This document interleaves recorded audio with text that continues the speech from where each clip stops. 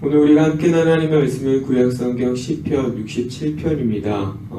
이 67편을 포함해서 시편 2권으로 분류하고 있는 시편들 42편에서부터 72편까지를 우리가 시편 2권으로 묶어서 읽게 되는데, 이 시편 2권으로 분류되고 있는 시편들의 두드러지는 특징은 하나님의 통치, 하나님의 다스리심이라고 하는 것들을 두드러지게 보여주고 있다라고 하는 겁니다. 당장 우리가 이제 어제 읽어서 아시겠습니다만 시편 66편을 보더라도 와서 하나님의 행하신 일을 보라 이렇게 말씀하면서 그가 그의 능력으로 영원히 다스리신다 이러한 말씀하고 있는 거 우리가 확인할 수 있습니다. 하나님의 통치, 하나님의 다스리심이라고 하는 것들을 와서 보라, 그가 얼마나 놀랍게 일을 하시는가 너희 백성들은 보라 이렇게 말씀하는 것이죠. 그래서 이처럼 시편 2권으로 분류되고 있는 시편들이 하나님의 통치라고 하는 것들을 유독 이렇게 두드러지게 돋보이게 하는 이유는 하나님께서 모든 상황을 주관하시는 통치자이시다라고 하는 것들을 알려주어서 탄식 상황에 있는 성도가 그러한 고난 가운데 낙심하지 않고 시편 1권이 핵심적으로 가르쳐주고 있듯이 이 하나님의 말씀이라고 하는 것, 율법이라고 하는 것을 이 마음에 새겨서 그것들을 주야로 묵상하고 즐거워하도록 독려하고 격려하는 데 그 목적이 있기 때문에 그렇습니다. 특별히 이 시편을 읽어가게 될 당시 성도들이라고 하는 사람들은 이제 바벨론에서 포로 생활을 마치고 다시 돌아온 그 성도들이란 말입니다. 여러분 다양한 성경을 읽어서 아시겠습니다만 그런데 와서 보니까 어떻습니까? 그 상황에 남는 게 아무것도 없는 거예요. 바벨론 포로 마치고 돌아오면 무조건 다 좋을 것만 같은데 너희는 가서 성전을 재건하라 말씀하신 그 하나님의 말씀 가지고 부지런히 자기 땅으로 돌아왔더니 자기 눈앞에 있는 것이라고 돌 위에 돌 하나 남지 않은 그 성전의 옛 모습이고, 그리고 그 땅은 그 누구도 만지질 않아서 이미 황폐해질 대로 황폐해져 버린 그 땅이라 이겁니다.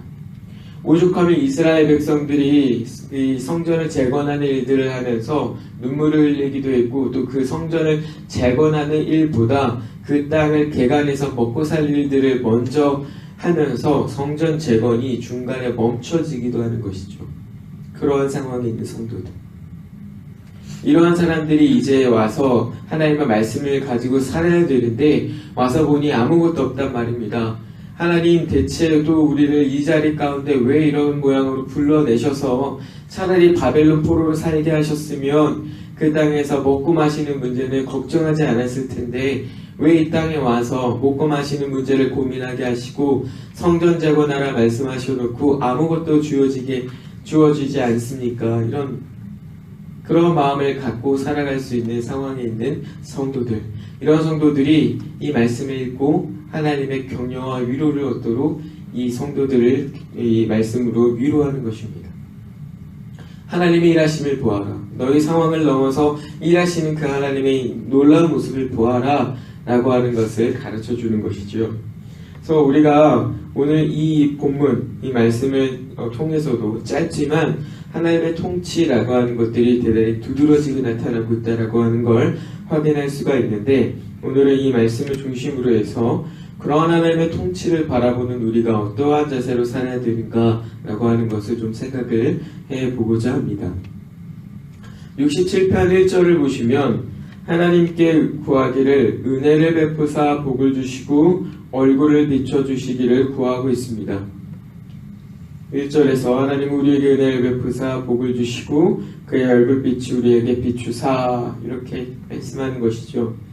이런 부분에서 하나님이 어떤 분이시냐라고 하는 것을 잘 드러내주고 있는데, 하나님께서는 성도들에게 은혜를 베푸시고 그들에게 복을 주셔서 복된 삶을 살게 하시고 그들에게 자기의 얼굴을 보이시는 분이시라 이렇게 가르쳐주고 있습니다.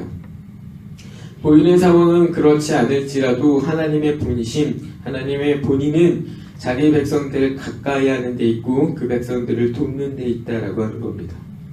그 백성들이 어려워하는 것을 원하시는 분이 하나님이 아니시라 이렇게 가르쳐주고 있는 것입니다. 이러한 고백은 민수기 6장에서 하나님께서 이스라엘 자손에게 축복하라 말씀하시면서 아론에게 말씀하셨던, 그리고 아론을 통하여 이 백성을 축복하셨던 말씀을 떠올리게 합니다. 민수기 6장에서 이 아론의 축복이라고 하는 부분인데요, 한번 제가 읽어드리면, 여호와는 내게 복을 주시고 너를 지키시기를 원하며 여호와는 그 얼굴을 내게 비추사 은혜 베푸시기를 원하며 여호와는 그 얼굴을 내게로 향하여 드사 평강 주시기를 원하노라 라고 하는 이 축복의 말씀입니다. 하나님은 자기 백성을 복 주시려고 하는 분이시라 이렇게 가르쳐주고 있는 것인데, 다시 말해서 본 시편의 기자는 하나님의 통치 가운데 있는 성도들은 하나님께서 복을 주시는 분이시라, 하나님께서 축복하시는 분이시라, 이것들을 잊지 말고 기억할 것을 요구하는 겁니다. 그 상황 가운데 마치 하나님의 저주가 있고 하나님께서 왜 내게는 복을 주지 않는 거야?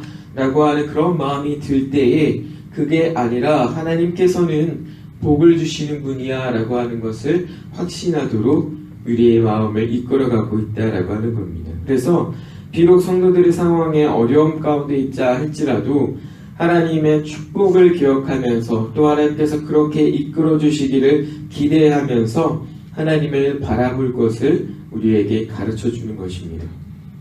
왜냐하면 성도들은 탄식의 순간이 오면 말이죠, 하나님께서 자기에게 은혜를 베풀어 주시고 복을 주시고 또 그 얼굴을 보이시는 분이라 라고 하는 것을 쉽게 잊어버리기 때문에 그렇습니다. 이스라엘이 출애굽한 이유를 잠깐 생각해 보시면, 이스라엘이 출애굽한 이후에도 어떻습니까? 아, 하나님 감사합니다 그러면서 따라 살아간 게 아닙니다. 괜히 애굽 땅에서 우리가 나와가지고 이 땅에서 우리가 다 죽게 생겼구나 라고 하면서 하나님 앞에 온갖 불평을 늘어놓습니다. 그래서 종으로 살아도 좋으니 다시 우리가 애굽 땅으로 돌아가자 라고 말하는 백성이 그 이스라엘 백성입니다. 하나님의 은혜를 경험하면서 도무지 자기들의 힘과 실력으로는 그 땅을 벗어날 수가 없음에도 불구하고 하나님께서 그렇게 이끌어서 자기의 백성 삼으시고 사랑과 은혜를 베풀어 주시는 그 은혜를 경험을 하면서도 그렇게 하나님 앞에 볼멘 소리를 하는 겁니다. 고기가 먹고 싶어서, 조금 더 편히 쉬고 싶어서. 탄식하는 순간이 오면 성도들조차도 이 하나님의 은혜라고 하는 것들을 너무나 쉽게 잊어버린다 이겁니다. 그렇기 때문에 오늘 이 시편의 기자는 그 은혜를 잊어버리지 않고 살아가려면 하나님이 어떤 분이신지 분명히 알아서 그 하나님을 바라봐야 된다라고 하는 것으로 우리에게 가르쳐주는 겁니다. 그리고 그러한 하나님은 우리 이 백성을 고생시키고자 하는 분이 아니시고 복을 주셔서 어떠한 순간이라도 지혜롭게 힘있게 이겨나가게 하시는 분이시라. 그러니 그러한 하나님을 의지하고 살아라. 이렇게 우리에게 가르쳐주는 것입니다.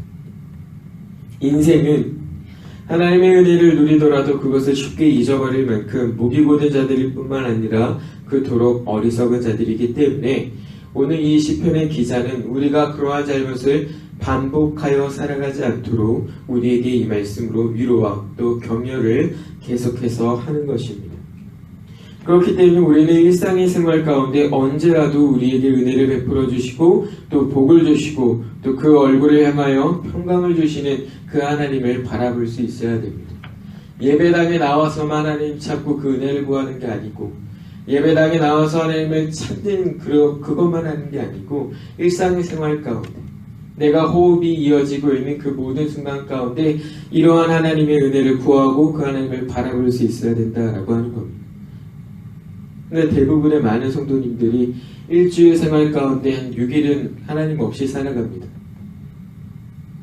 수요일도 있고 금요 기도회도 있고 지금 이 새벽 기도도 있지만 정말로 그 하나님을 바라보면서 나오는 성도들이 그렇게 많지가 않습니다.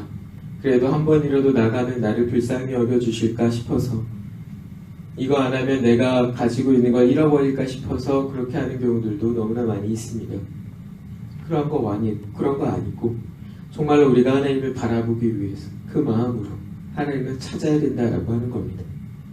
이러한 하나님은 오늘 본문에서 땅 위에 온 나라를 다스리는 분으로 소개가 됩니다. 이 땅 가운데 그리고 온 하늘을 통틀어서 유일한 왕이시다라고 하는 걸 가르쳐 주는데, 왕으로서 해야 되는 역할들은 정의와 공의를 세우고 인애, 사랑이라고 하는 것들을 베푸는 자리가 이 왕의 자리입니다.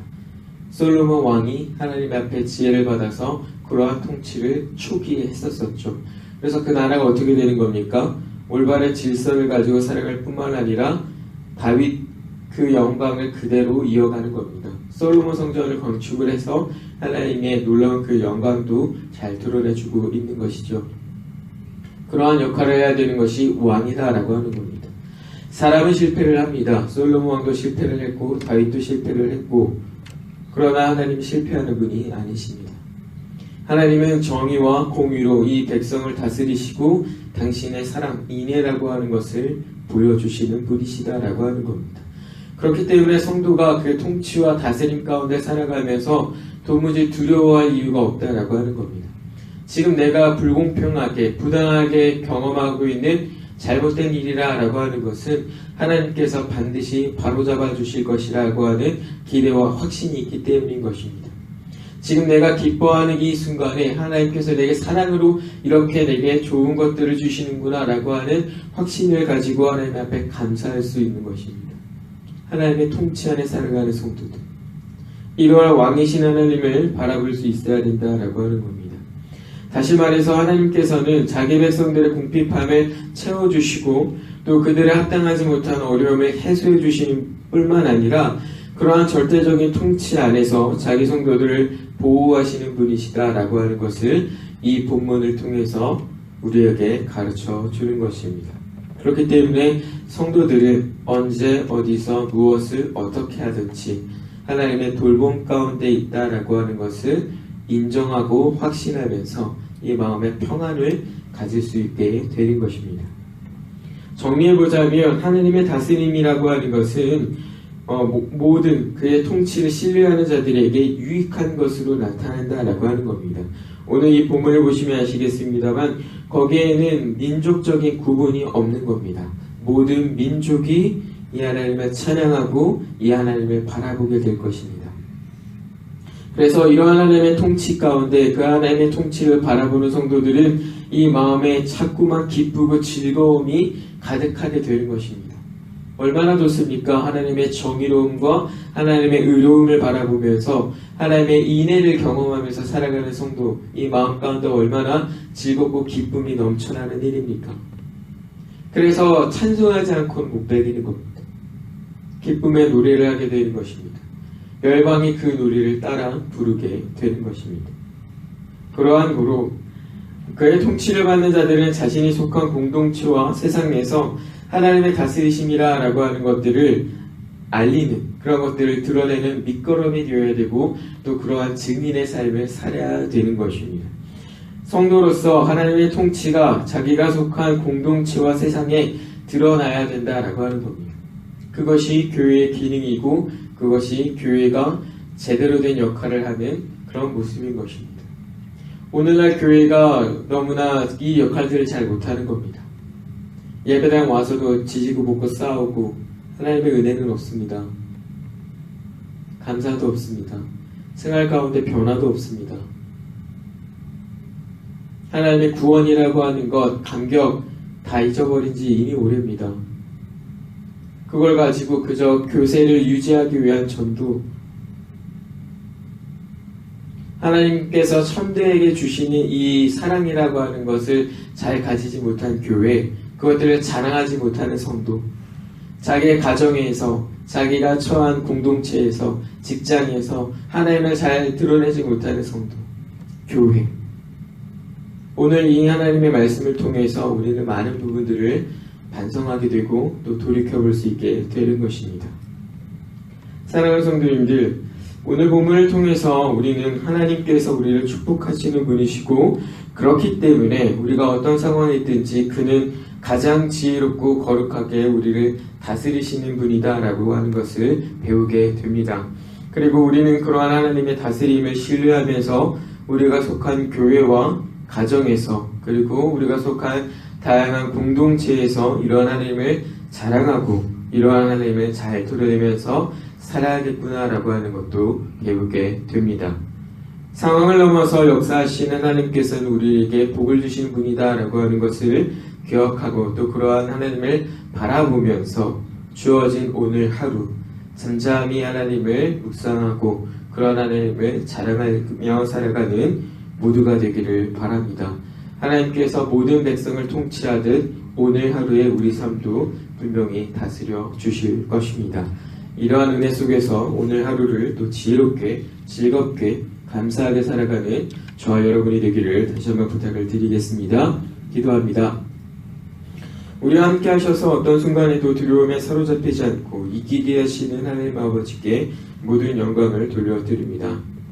우리 마음이 견고하지 못하여 하나님의 하나님 되심을 신뢰하지 못하고 그러한 하나님이 우리와 함께 하심을 신뢰하지 못하였어도 하나님께서는 졸지도 주무시지도 아니하시고 늘 우리를 지켜보시다가 우리가 눈을 떴을 때 그 사랑스러운 얼굴을 우리에게 보이시고 또 주어진 새 날을 살아갈 새 힘을 주시니 참으로 감사합니다. 하나님의 통치 가운데 평안하여 흔들리지 않는 믿음을 가지고 살아가는 우리가 되게 하시옵고 오늘 하루도 하나님께서 함께 하심을 신뢰하면서 주어진 하루 용기를 가지고 살아가는 우리가 되게 하여 주시옵소서. 감사드리며 예수님 이름으로 간절히 기도합니다.